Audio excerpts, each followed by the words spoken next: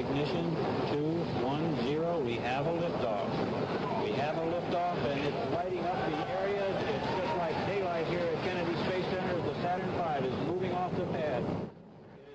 Wow, here we are more than 40 years later, still such an amazing sight. This is Apollo 17 blasting off from Cape Canaveral, Florida back on December 7th, 1972. It was the first night launch of a human space flight. Apollo 17 also carried Captain Gene Cernan, the last man since then to leave a footprint on the moon, and we are lucky enough to have him in studio with us live this morning to talk about the South by Southwest premiere of his documentary called The Last Man on the Moon. Thank you so much for being here this morning and joining us, and take us back to the moon. And what was it like?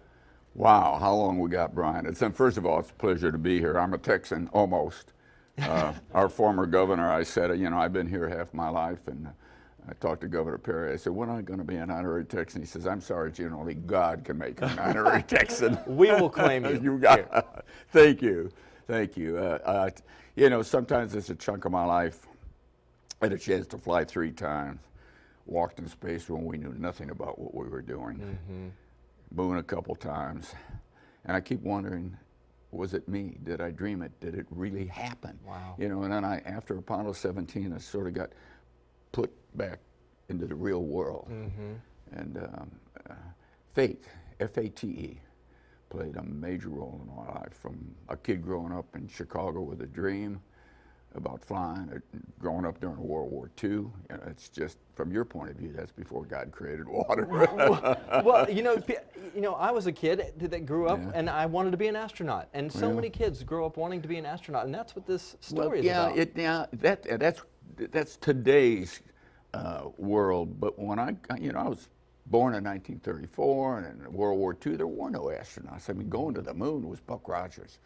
All I wanted to do was fly airplanes off of aircraft carriers. Those unsung heroes in World War II were making flying machines do the impossible. I wanted to do that. Didn't have a chance. Blue collar family, mom and dad both worked, didn't have a chance to go to college, immigrant grandparents. That's the story that needs to be told. And you took a lot of your family with you when you went to space and landed on the moon. Yeah, I did. I think those who are close to you live every moment of that time. Even wrote your daughter's initials. Put my daughter's initials in the sand, and someone said, how long will they be there? And I said, well, they'll be there as long as the flag will be there. How long will the flag be there? Right. Forever.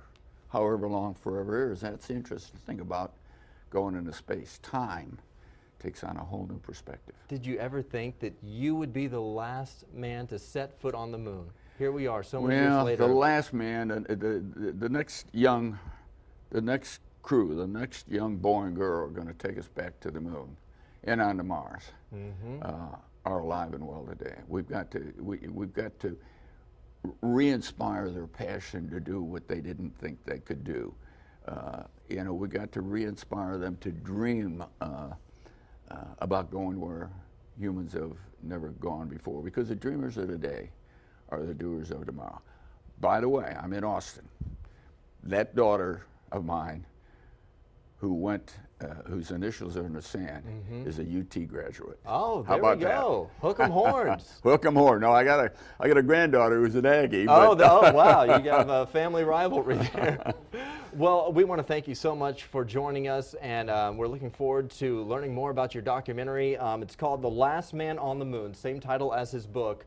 It will show tonight at the Vimeo Theater at the Austin Convention Center. It starts at 7:45. Captain Gene Cernan, thank you so much for joining us today. Pleasure to be with you and the folks from Austin, and I'm looking forward. It's a very interesting time for me, seeing a movie. You know, who knows how it's going to turn out. Yeah, a little surreal, I'm sure. That's for real. Thank you. Thank you so much for joining My pleasure. us. Okay, David has a look at our skies today. Yeah, back here on Earth from the moon, we are talking about here some fog this morning. That is the case certainly in downtown Austin.